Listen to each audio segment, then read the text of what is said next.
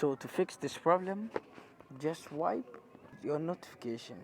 Then after that, what you have to do is to tap on this settings button, which is close to your profile, and you're going to be in your phone settings. Now what you have to do is to try to scroll and search for apps and notifications. When you find it, just tap on it to open it.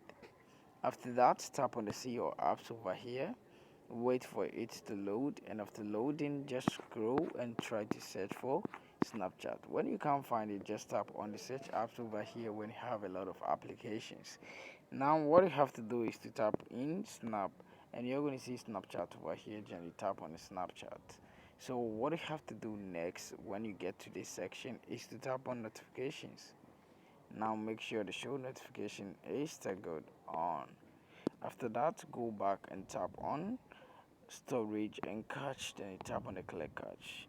Now go back and tap on mobile data and Wi-Fi and make sure the background data is toggled on.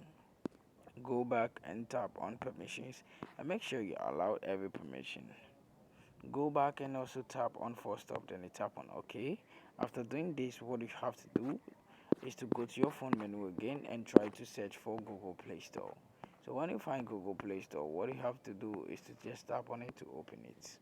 When you open it, try to search for Snapchat. When it pops up like this, what you have to do is to tap on it.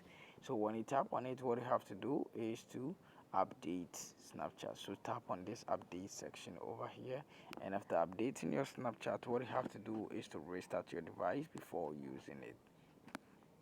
So now tap on your power button for some while, and this is going to pop up. Just tap on the restart, then you tap on OK, and this problem is going to be fixed.